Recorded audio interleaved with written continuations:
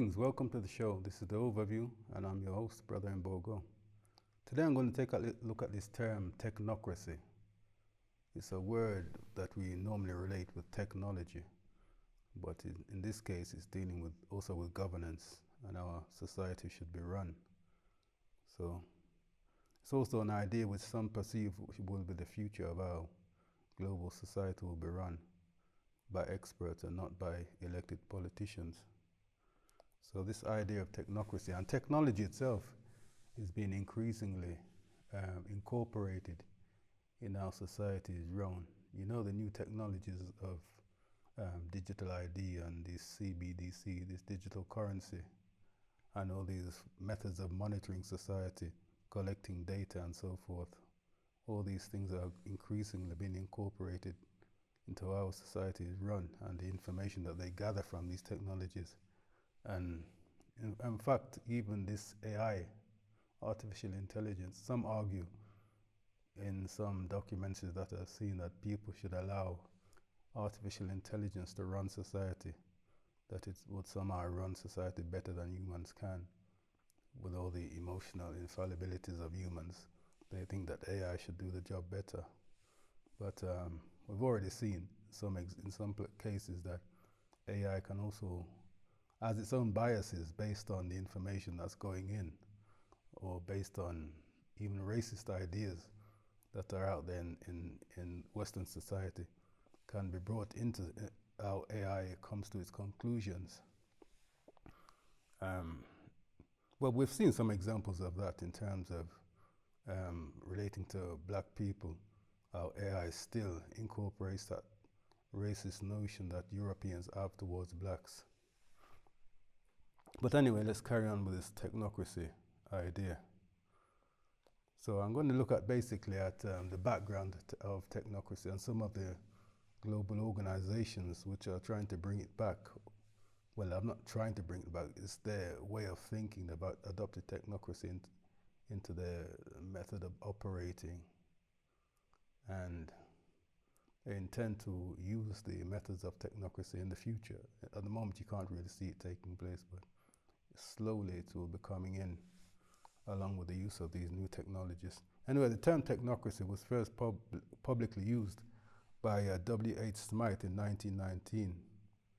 It's a form of industrial management, and it's saying during that time in history, academics and professionals were fervently debating various aspects of the industrial technological revolutions and their impacts on society. So, what is technocracy? It says derived from the Greek words techne, which means skill or craft, and kratos, which means power or rule or governance. So it's skillful rule or skillful power. A technocrat refers to an expert in some technical field who serves as a governmental leader. While the term can apply to an expert in virtually any technical field, it is more likely to be used in reference to those who specialize in fields such as economics when taken in the context of governmental leadership. So they're used in governance anyway. Even though you have elected politicians, they usually turn to some kind of expert in a field when they want to develop a policy. But technocracy wants to take things one step further. Anyway, so it differs from traditional democracy where leaders are elected to office based on their popularity. Technocrats must possess proven performance and relevant skills in their field of expertise, rather than gaining popularity based on their political affiliations. Well, people are not just voted based on their particular party affiliations. People usually listen to what the politician is saying, and if they have expertise in, say, economics, then people are more likely to listen to that politician when he comes to talk about economic ideas. So there's some technocratic, let's say, principles, components of what a politician may know about a particular subject, which may allow people to better choose that politician. But nowadays, the so-called experts who are elected to power, or people who claim to know the right policies for the people, you'll find when they actually get into office, they don't commit to that policy. They change their direction basically. Anyway, a summary of what technocracy is. Technocracy is a form of government where policymakers are appointed or elected based on their technical skills or proven performance. Technocrats may make decisions based on data and objective methodology instead of public opinions from their constituents. The technocracy system differs from representative democracy, where public officials are instead elected based on popularity or majority interest. True. Anyway, let me continue. So it's saying that they're appointed or elected, but from documents I've read, the idea of technocracy that they're talking about to some extent is almost where there's no technocrats elected. They just form a government, and after that there's no appointing a technocrat. Maybe you vote on the policies, but not the technocrat themselves. Continuing, this is some background going back to the 1930s. By the 1930s, there was at least a 100-year backdrop of philosophical justification for scientism and technocracy. The organizers were top-tier engineers and scientists of their day, many of whom were professors or prestigious universities such as Columbia universities.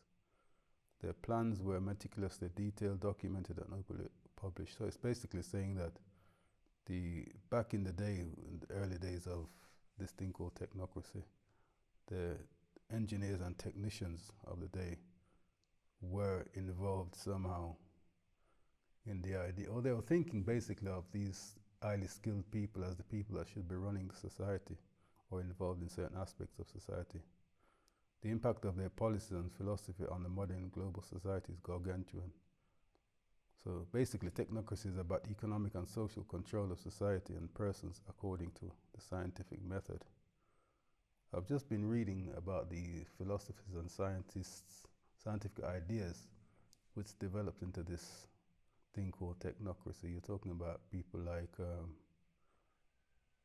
wouldn't say Isaac Newton and other scientists and their ideas of how human society developed. And these are the type of experts that they see should be running the government rather than politicians who are voted by people who are not experts in a particular field. They're just people who listen to what people want in society, and they promise to represent the views of the ordinary people in government, but they're not actually experts in a particular field. Anyway, let me continue. The tentacles of the technocracy include programs such as sustainable development, the green economy, global warming, climate change, cap and trade, Agenda 21, common goal. I'll be going into this thing of climate change and the whole climate issue and how that has played into this technocracy and why the climate change has been used as a kind of tool to formulate this new governance system or this technocratic system. So that's basically a look at some of the ideas around around technocracy. And technocracy started around the 1930s. There was a movement basically in the US around in the 1930s called the Technocracy movement. Didn't last for very long, although the idea of technocracy was earlier. The concepts going into technocracy, as I said, go back even 100 or so years. But you had organizations like the Trilateral Commission, which was formulated, I think, in the 1970s. And this organization basically adopted the concept of technocracy in its view of how society should be organized. The idea to create, I'm looking basically at the background of the Trilateral Commission now. The idea to create the Trilateral Commission was first informally presented to people at the elitist Bilderberg Group meeting in Europe in 1972 by David Rockefeller and Zbigniew Brzezinski. They had flown there to together for just that purpose, and because they were encouraged by so many of their elitist brethren, they returned to the US and formed the commission in 1973. It was formed by private citizens of Western Europe, Japan, and North America to foster, this is the official line, to foster closer cooperation among these three regions on common problems. It seeks to improve public understanding of such problems, to support proposals for handling them jointly, and to nurture habits and practices of working together among these regions. But basically, this Rockefeller and Brzezinski, they formed the Trilateral Commission as an organization to bring about their agenda, really.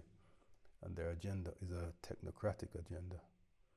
So continuing, the world is being actively transformed according to a very narrow economic, political, social philosophy called technocracy, and it is impacting every segment of society in every corner of the world. Furthermore, technocracy is being sponsored and orchestrated by a global elite led by David Rockefeller and this Brzezinski again, and their Trilateral Commission. So this is from the book Technocracy Rising, which he talks about technocracy, the Trilateral Commission, and this global climate agenda. So he's basically saying here that the Trilateral Commission, when it was formed in 1973, quietly adopted a modified version of technocracy to craft what it called a new international economic order. And this has been largely unrecognized even to this day, with the combined weight of most powerful global elite behind it. Technocracy has flourished in the modern world and has perhaps reached the tipping point of no return. I wouldn't say it has reached the point of no return yet. So this new international economic order that they mentioned, this is to do with the CBDCs and this carbon currency or carbon credit currency type of thing, which I'll be mentioning in a short while. So also it goes on, is basically saying here that this new international economic order might actually mean abandoning status quo economics in favor of a completely different economic system of technocracy, which will also, as I said, include some form of digital currency and central banks controlling the finances of society. Anyway, in terms of this climate change concept, another organization called the Club of Rome was also formulated around the same time in the late 60s, early 70s. And these, although Rockefeller was also involved somehow in the formation of the Club of Rome, the Club of Rome was formed again by experts in climate and of many forms of science, and they were looking at the world's problems and trying to find ways of developing solutions to these problems. So let me read on. So the Club of Rome had its origins in 1967 when a Dr. Ariello Peccaia, an Italian industrialist, met the present author, a British scientist. They agreed on what later became the central concern of the Club of Rome, to find solutions to the tangle of interacting problems now facing all mankind. So far, the club's greatest impact on the world opinion was the report it commissioned from the Massachusetts, MIT basically, Limits to Growth. The report was about the interdisciplinary concept is predominant in this and the club's 5 consequent reports. The Limits to Growth talks about climate, but it talks about the limitations of resources. And I think it talked about the fact that by 2000 or that period, the world's population will be so high that people begin to starve. Although this thing never really happened. Some of the theories that these people developed are developed on paper, or developed on paper with limited information about actually how the world works. So many of their ideas don't actually bear out as time passes. So basically what they are arguing is that there's a need for a new type of global governance systems that would bring the world together. So as I mentioned later, climate change plays a central role in this idea of how they want to change the world to become closer together. The greatest obstacle to embarking on the weighty missions humankind is called upon to perform in this period is the absolute ungovernability of society as presently organized. In these circumstances, no great enterprise of global scope has the slightest chance of being carried out or even designed, however essential it may be. So they continue to say, the system is anyhow ungovernable because of the fragmentation of the human community in some 150 states, big and small, old and new, powerful and weak, but all sovereign, namely self-righteous, self-governed. This is from a document called the Club of Rome. It's called the Club of Rome. I can't remember the rest of the name, but it's a document. It's written by the Club of Rome and members of the Club of Rome themselves. Anyway, I'm continuing. Thus, in everybody's self-interest, the sphere of active solidarity must be expanded from the national to the regional and the global realm, and the ways and means found to translate this new posture into institutions, policies, and strategies. And for all this to happen, I will explain in a moment. The triggering device cannot be but be a profound cultural evolution that the Club of Rome should show the way in promoting. It will have to face all kinds of difficulties and pitfalls, but as this is the right way, it will be helped in this by the force of things characterizing the new age. So they have to find something that can unite the world in terms of how the world sees itself, and something that the world can get together to underline and decide to combat. And this common enemy. So basically they want to look for something that the global community can see as some kind of enemy or cause that they can all join in fighting. So this is from another report, the first global, it's about, well, this particular section is about how they want to bring people together. And this main paragraph here is the real reason why they're using climate change as a cause to supposedly reunite the world or unite the world. So anyway, it's from a book called report called The First Global Revolution, a report drafted again by the Club of Rome. The previous document was Club of Rome dossiers. And this line here, in searching for a new enemy to unite us, we came up with the idea that pollution, the threat of global warming, water shortages, famine, and the like would fit the bill. So they wanted something to fit the bill that could unite the people around the world. They perceived that would unite the people around the world, not just in a common cause, because the climate changing thing is really being incorporated into all aspects of society. As I mentioned in a while, they're talking about a carbon currency, and instead of using the monetary currency that we're using, they want to create some kind of carbon currency or carbon credit currency. So how you purchase things won't be based on a monetary idea, it will be based on energy and how much energy you use and how much carbon emissions. Basically, you buy carbon credits based on carbon emissions and how much credit you get for maybe the less carbon emissions you use by the products that you buy or so forth. Anyway, let me continue. So that's the Club of Rome. And their initiation of the idea of using climate change as a subject that would unite people around the world, something that was adopted by the UN and most global organizations. And I'll talk now about climate change itself and this carbon issue of carbon emissions. this thing called net zero. Net zero means cutting carbon emissions to a small amount of residual emissions that can be absorbed and durably stored by nature and other carbon dioxide removal measures, leaving zero carbon emissions in the atmosphere, although carbon dioxide is necessary for plants and so forth. And it's going on to say, this is a document from the UN, why is net zero important?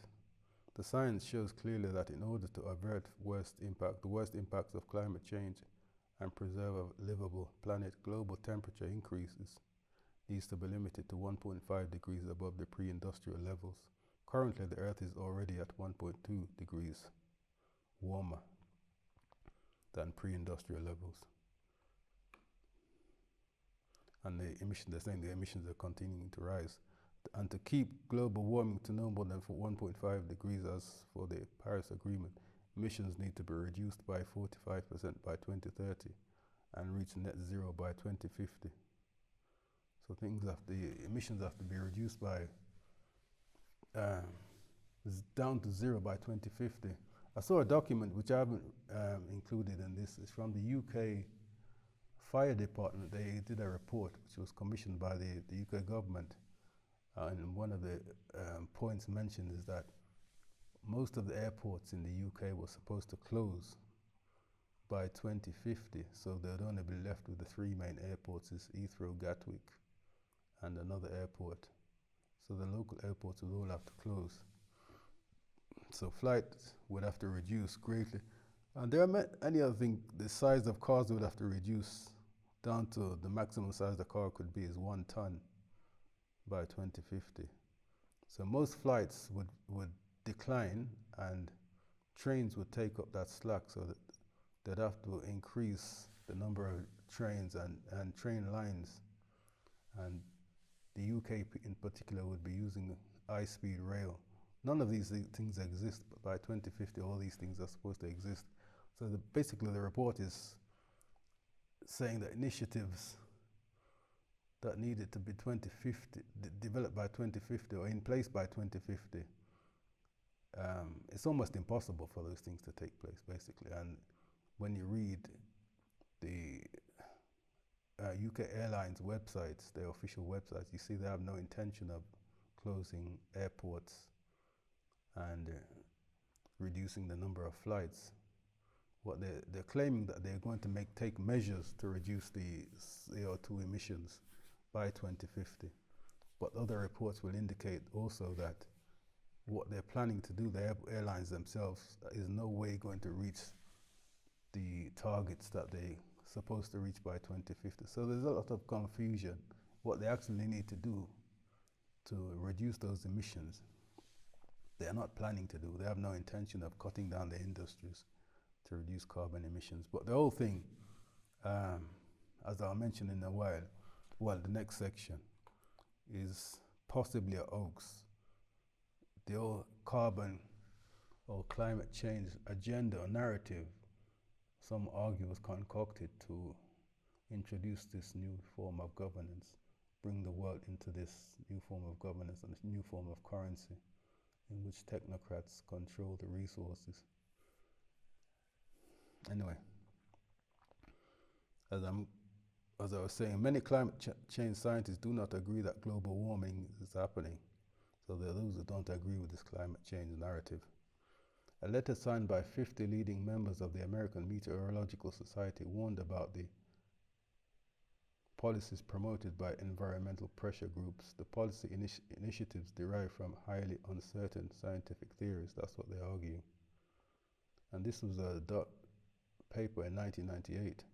They are based on the unsupported assumption that catastrophic global warming follows from the burning of fossil fuel and requires immediate action. We do not agree, they're saying. Those who have signed the letter represent the overwhelming majority of the climate change scientists in the United States, of whom there are 60. So 50 of the 60 leading members of the American Meteorological Society don't agree with the climate change agenda. Well, at least in 1998 they didn't agree. I don't know about now. And this one is in 2011. As Fred Singer said in an interview with the National Association of Scholars, that the number of skeptical qualified scientists has been growing steadily. I guess it is now at about 40%. Singer, a leading scientific skeptic of anthropocentric global warming, that anthropocentric means a human affecting the climate, is an atmospheric physicist and a founder of the Science and Environmental Policy Project, an organization that began challenging the published findings of the UN's Intergovernmental Panel on Climate Change in the 1990s. Basically saying that a number of scientists don't agree with this climate change narrative that human activity is affecting the temperature rise in the atmosphere. And this one is another one. A global network of more than 500 knowledgeable and experienced scientists and professionals in climate and related fields have the honor to address. This is a letter, Your Excellencies, the attached European Climate Declaration, for which signatories to this letter are the national ambassadors, the general circulation models of climate on which international policies at present are unfit for purpose. Therefore, it is cruel as well as imprudent to advocate the squandering of trillions of dollars on the basis of results from such immature models. So basically, they're saying that the models that are used for this climate change argument are not very sophisticated, and they're basically false. Current climate policies pointedly and grievously undermine the economic system, putting lives at risk in countries denied access to affordable, reliable electrical energy. We urge you to follow a climate policy based on sound science, realistic economics, and genuine concerns for those armed by costly but unnecessary attempts at mitigation. And these are the specific points which they're talking about. 1, natural as well as anthropogenic factors cause warming. So natural as well as human activity causes warming. Warming is far slower than predicted. Climate policy relies on inadequate models. As I said, CO2 is not a pollutant. It is a plant food that is essential to all life on Earth. Photosynthesis is a blessing. More CO2 is beneficial for nature. Greening the Earth, additional CO2 in the air has promoted growth in global plant biomass. It is also good for agriculture, increasing the yields of crops worldwide. And point number 5, global warming has not increased natural disasters. So that basically all these natural disasters that we've been seeing in recent years, more floods and so forth, and the rise of sea levels, the melting of the ice caps and so forth, they're arguing that those things are not necessarily caused by global warming or anthropocentric global warming. Climate policy must respect scientific and economic realities. There is no climate emergency, therefore there is no cause for panic. So some would argue with that now. What is the cause of all these floods and increase in hurricanes and so forth that people are claiming that is causing this, that is caused by the rise in temperatures of the Earth, of the atmosphere. But anyway, let's move on to the idea of this carbon currency and carbon credits, and how they want to turn this carbon emissions idea into some kind of monetary system. We propose, this is from, let me have a look here and see. Let me continue here. This is from Science Direct, it's from a scientific paper basically. We propose a new international monetary system based on carbon currency, the carbon standard they would call it, to tackle 2 pressing externalities in today's global economic and political context: the dangerous and irreversible effects caused by unconstrained greenhouse gas emissions and the cost to the rest of the world as a result of the US dollar being the dominant global currency and the US Federal Reserve. Anyway, we define, this is how they define carbon currency now. We define carbon currency as standardized carbon-related securities backed up by the right of 1 unit of carbon emissions. It can be used as a new global reserve currency and functions as an international unit of account through the trading of carbon currency. Efficient carbon prices are established.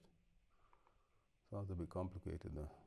Anyway, the carbon credit.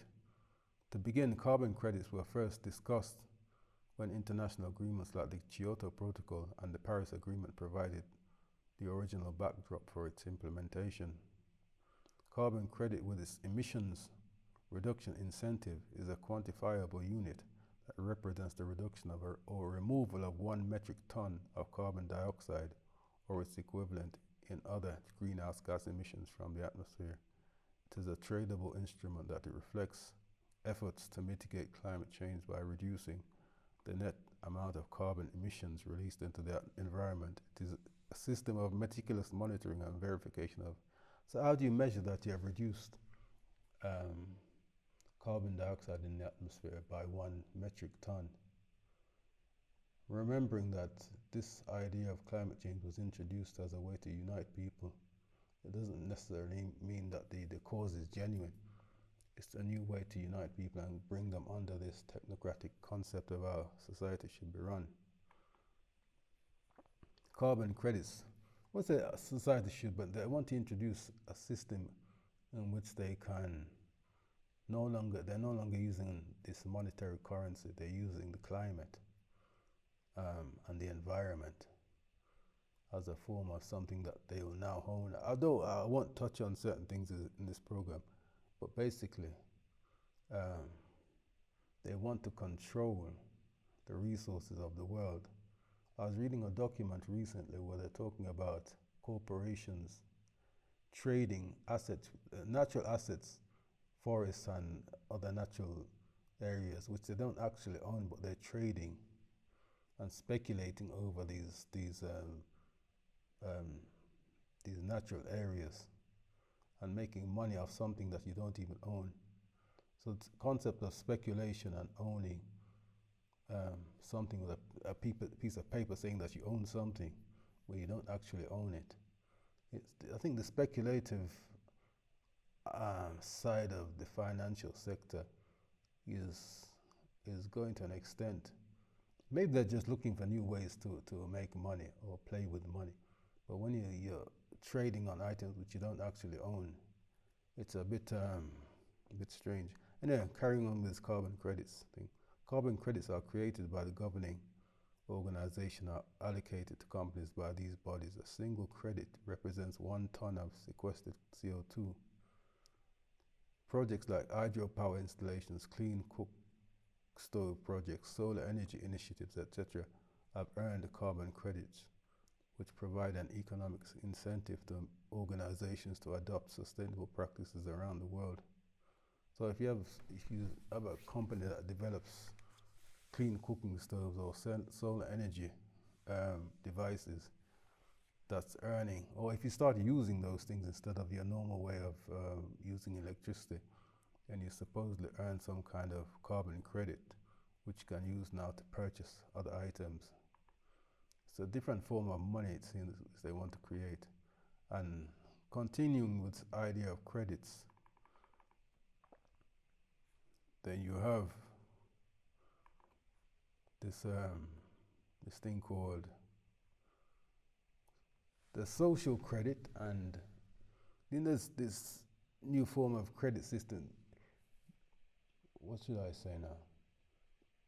The fact that they have all this technology that is monitoring people's behavior, your behavior online, monitoring your social media, monitoring your financial transactions, monitoring even your behavior outside of using computers and so forth.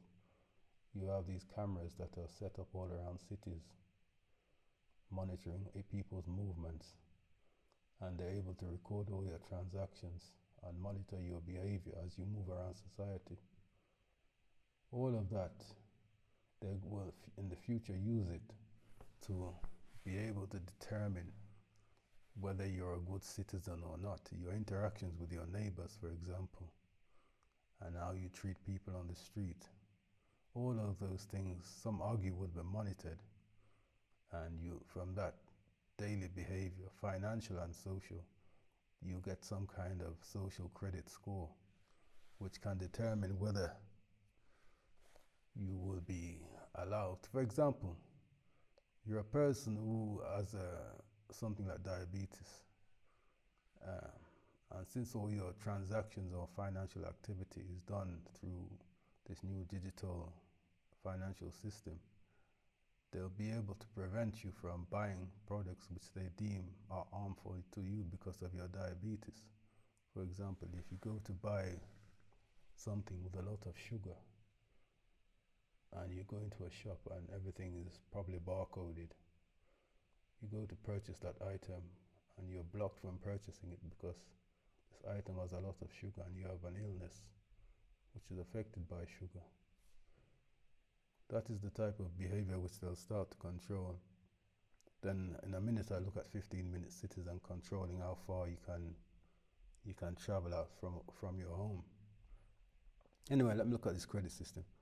At the initial phase, it's talking about China's social credit system, which is similar to the credit scores, financial credit scores that you have, but there's also another aspect to it, which we'll mention in a minute. At the initial phase, the planning of the credit system was limited to financial credit. As in most credit schools, the system was thought as a disciplinary mechanism to punish breaches of trust and shapes business practices. The central government's most powerful administrations wrote on this credit system wave to create a social integrity score. This project was not limited to financial credit but covered thoroughly the social and political realms as well. The construction of a social credit system is an effective means of enhancing social integrity, promoting mutual trust, and reducing our social conflicts, and is an urgent requirement for building an harmonious socialist society.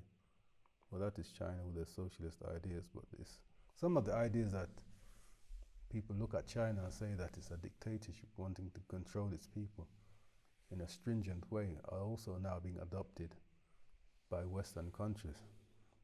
Anyway, in fact, China's social credit system integrates both dimensions of financial credit and integrity credit. They were led by two separate institutions, the NDRC and the central bank, and the two systems are not connected, but they'll be connected later on.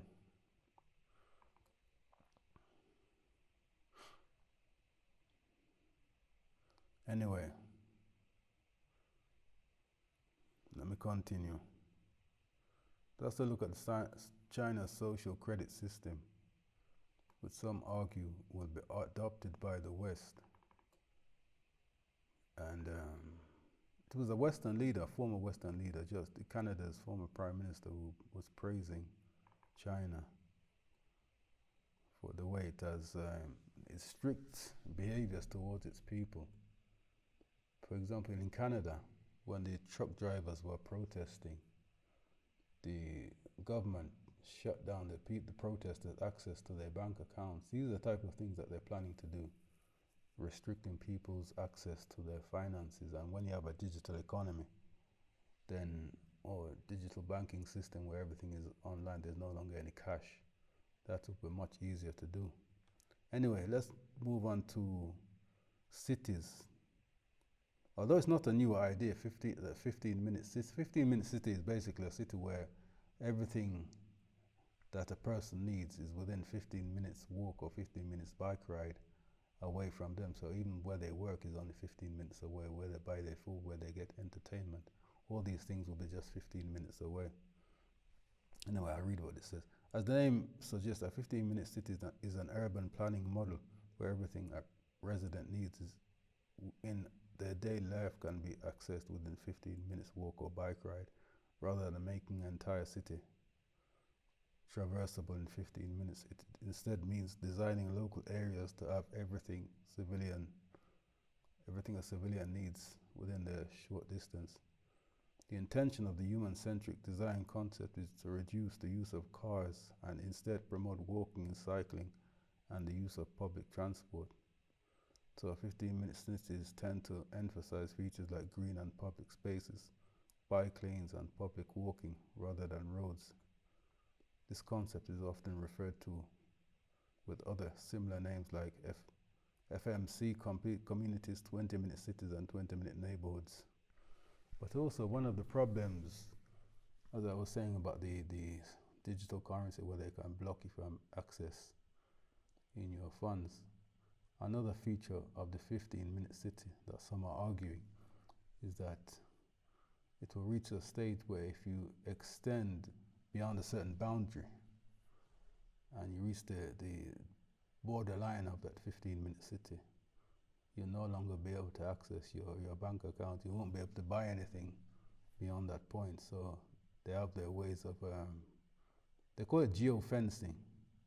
So there'll be a digital fence around your community in which you won't be able to access your finances, for example, once you move outside of that area.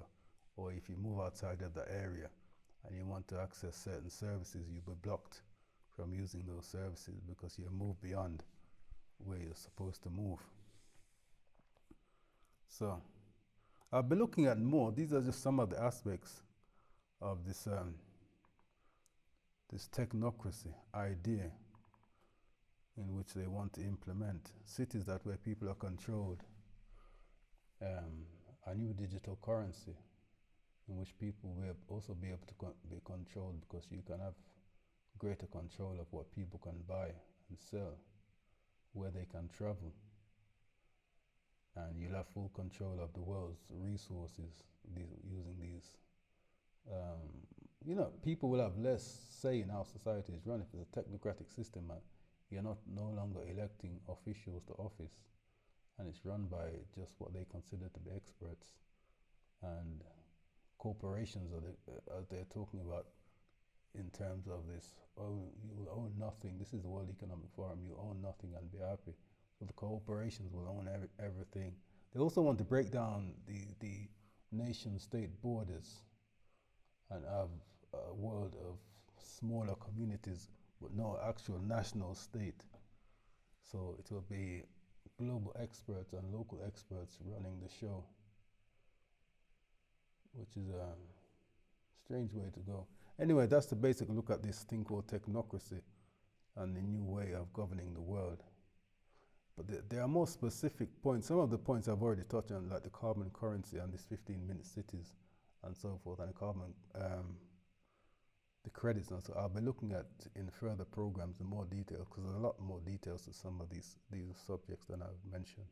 But I was just covering just an overview of the subject, basically. So I think that is it for now.